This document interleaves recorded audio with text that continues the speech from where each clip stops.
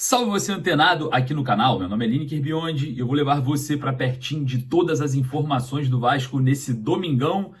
Cara, domingão pós-derrota, né, para o Fluminense. O Vasco observa agora o Campeonato Brasileiro se desdobrando, né, a rodada acontecendo, e eu vou falar uma coisa para vocês. É algo bem preocupante essa rodada, porque o Vasco pode entrar, né, na zona do rebaixamento, dependendo de alguns resultados. A gente vai falar aqui como que está a tabela do Campeonato Brasileiro, os próximos jogos do Vasco na competição e também na Copa Sul-Americana. Na terça-feira já tem jogo decisivo, né?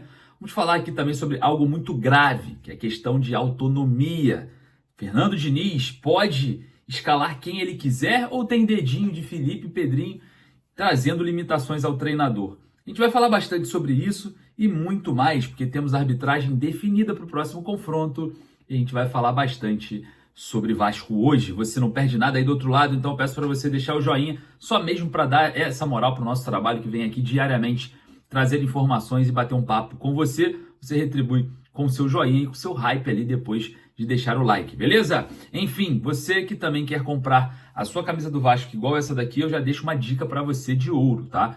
Obviamente eu tô aqui agradecendo a sua presença, não posso deixar você ficar de fora das melhores condições. E a Bezutti Esportes vende uma camisa do Vasco dessa para você na faixa muito barata. E olha só, preste atenção. Você correndo aqui embaixo nesse link que está no primeiro comentário fixado, você na compra de 2 leva 3. Tem noção, cara? É a hora de você completar a sua coleção de camisas retrôs do Vasco. Corre aqui embaixo, primeiro comentário fixado, é a dica e a disponibilidade que eu tenho para trazer para vocês hoje com uma condição muito boa. Você não perde por esperar, beleza? Bom, como vamos falar bastante sobre Vasco hoje, coisa séria, solta a vinheta, bora pro vídeo. Enquanto passa a vinheta, você que não é inscrito, se inscreva no canal e deixa o joinha para dar aquela ajuda pra gente aqui, beleza? Bora!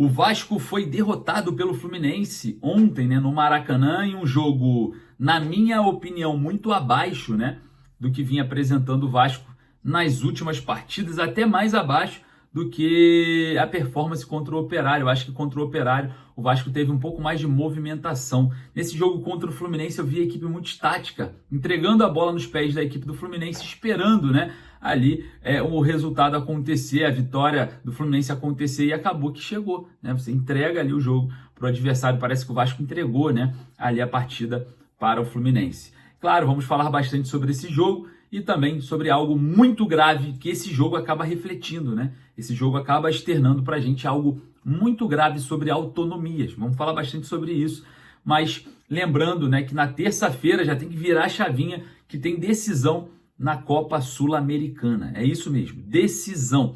O Vasco encara o Melgar em São Januário, tendo que vencer o jogo. Não tem outro resultado. Tem que vencer para ir para os playoffs. Não dá para não vencer. Vai ser um jogo de muita pressão? Sim, o Melgar com toda certeza vai fazer um ferrolho ali atrás e vai tentar escapadas em contra-ataques e em bola aérea. Bola aérea é essa que vem maltratando o Vasco, né? O Vasco leva gol de bola aérea pelo próprio Melgar, 3 gols de bola aérea. O Vasco levou o gol de bola aérea contra o Operário, contra o Fluminense agora no cruzamento do Guga. Enfim, o Vasco vem sendo castigado em bolas aéreas. É impressionante a dificuldade que tem o setor defensivo do Vasco. E para mim é um mix de erro, tá? Ontem eu estava analisando friamente o lance do primeiro gol do Fluminense. É um mix de erro, de marcação, de presença equivocada ali de jogadores que não eram para estar ali. Eu não estou falando do Pablo Verrete estando ali não, tá? E outra, o Léo Jardim também não sai do gol, acaba que defasa um pouco esse combate à bola aérea, né? Então é um mix de erros que precisam ser corrigidos para o Vasco não sofrer mais com bola aérea. E todos nós sabemos, lá no Peru, em Arequipa, o Melgar usou e abusou da bola aérea. Não vai ser diferente em São Januário. Já sabem o ponto fraco do Vasco. Basta agora o Fernando Diniz trabalhar para o Léo Jardim sair um pouco mais do gol, para a zaga se posicionar de forma mais inteligente, para os volantes entenderem elementos surpresas entrando dentro da área e acompanhar esses elementos surpresas fazendo coberturas. Então é necessário um trabalho para não deixar escapar as Copas e não sofrer na Liga. Falando em não sofrer na Liga, que é o Campeonato Brasileiro, o Vasco está na 13ª posição com 10 pontos, pode entrar na zona do rebaixamento hoje, dependendo dos resultados, porque tem muitos jogos hoje das equipes, né, que estão abaixo do Vasco, que somando pontos ou vencendo os jogos, ultrapassam o Cruz Maltino. O Vasco, nesse momento, está um pontinho na frente do Vitória, é o primeiro dentro da zona do rebaixamento com 9, o Vasco tem 10 pontos, então acaba que fica hoje ameaçado, né? A gente sabe que fica ameaçado o Vasco entrar novamente na zona do desconforto. Tá jogando nada, né, cara? Impressionante. O Diniz vai ter muito trabalho, a gente sabe que é um trabalho a longo prazo, mas vai ter muito trabalho com esse elenco fraco montado pela diretoria do Vasco. E o pior, né, a próxima janela tá chegando aí, e os mesmos que fracassaram em 2 janelas farão a 3ª janela. Isso preocupa bastante o torcedor vascaíno, porque não tivemos mudanças tão grandes e estruturais nos scouts que procuram jogadores, na diretoria que contrata. O Marcelo Santana saiu falando que ele não tinha nada a ver com contratações, né? E ele não ia mentir, porque o Vasco não desmentiu o Marcelo Santana, e a gente observa, né, essa dificuldade perante o elenco. Então, com o trabalho sendo feito de uma forma mais otimizada, o Fernando Diniz encara o Melgar com arbitragem definida. O árbitro será o colombiano John Ospina. Esse árbitro é um árbitro que gosta de deixar o jogo rolar, gosta de deixar a bola rolar, então não teremos faltinhas e faltinhas, tá? Então prepare-se aí para terça-feira, um jogo bem pegado contra o Melgar, e eu vou falar para você, o John Ospina, o colombiano árbitro, gosta de deixar o jogo rolar, então vamos ver como que vai se comportar o Vasco diante dessa nova, né, mais uma decisão. A outra, a anterior, foi contra o Operário, uma equipe mais fraca, com menos história, com menos problemas assim, que poderiam causar problemas por conta mesmo de ser uma equipe abaixo financeiramente. O Melgar, eu classifico um pouquinho acima do Operário, nem tão acima assim, mas é uma equipe sul-americana que gosta do antijogo, então tem ali esse fator preocupante para o torcedor vascaíno. Bom, falando em Fernando Diniz e ajustes de elenco, quem manda no Vasco, né? A gente sabe que as últimas contratações de treinadores, até mesmo efetivações,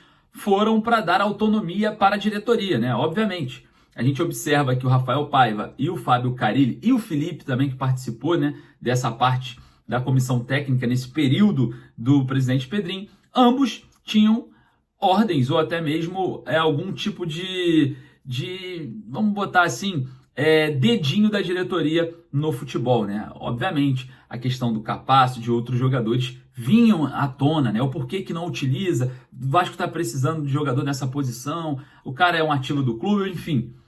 Coisas internas faziam, né, os treinadores que estavam à frente não poderem utilizar tais jogadores. E isso está se repetindo com o Fernando Diniz. E a gente questiona a autonomia do treinador. Até quando vai essa autonomia? Até onde vai? Porque ontem, na coletiva, ele fala que está conhecendo, né, ao ser questionado pelo Garré, ele fala que está conhecendo ainda jogadores, tem pouco tempo. Os únicos que ele conhece há longo tempo, por exemplo, ele citou o Jair.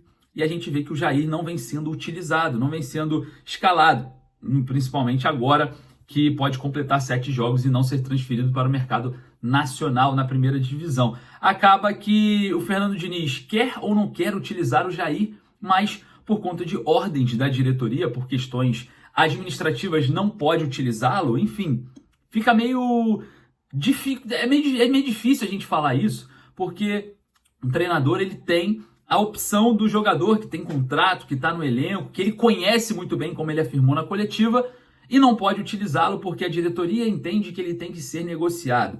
Bom, a gente está aqui longe de falar que o Jair é a solução do problema. Não é isso que a gente está falando aqui. Eu estou falando literalmente que se você tem autonomia de colocar quem você quiser no jogo, quem você acha que precisa, quem você realmente acredita que pode trabalhar bem no seu sistema de jogo. Parece que o Diniz também tem essa autonomia bem limitada pela diretoria do Vasco, porque a gente sabe que todas as vezes que a diretoria do Vasco se intromete na questão desportiva no futebol, a coisa vai de mal a pior. E será que o Fernando Diniz realmente tem essa autonomia? Será que o Fernando Diniz quer usar o Jair e não pode por ordem da diretoria? E fica a minha pergunta aqui no ar, e eu confesso para você que pode ser um tema, né, na coletiva que eu estiver presente, perguntando ao Fernando Diniz sobre o tamanho dessa autonomia, porque a gente precisa urgente tirar o poder da diretoria do futebol. e sim deixar o treinador trabalhar com todos que estarem à disposição, que estão à disposição de forma contratual com o Vasco. Não faz sentido nenhum um jogador ter contrato e não estar à disposição por questões X e Y da diretoria Cruz Maltina. Longe de falar que o Jair é a solução, porque eu também não acho. Mas se for para o Diniz, se realmente o Diniz precisa dele, e ontem, Matheus Carvalho ou Jair, na minha opinião, Jair teria ajudado muito mais do que o Matheus Carvalho, mesmo não sendo a solução dos problemas. Então, dedo da diretoria do Vasco atrapalha o futebol. Será que o Fernando Diniz tem limitações também de escolhas? A gente vai sempre levar dúvidas e dúvidas pertinentes para serem respondidas nas coletivas. Então, eu quero saber, e óbvio, nós vamos saber no futuro bem próximo, qual é o tamanho da autonomia do técnico Fernando Diniz. Ele vai, ele pode, ele não pode, tem limitações, não tem? É uma dúvida muito grave, tá? É um assunto muito grave que a gente vai falar aqui pra caramba e a gente vai buscar essa solução e essa notícia. Bom, olha só, o Vasco encara na terça-feira o Melgar, depois em São Januário, no final de semana, no sábado, recebe o Red Bull Bragantino, aí tem a parada da data FIFA no dia 12, né?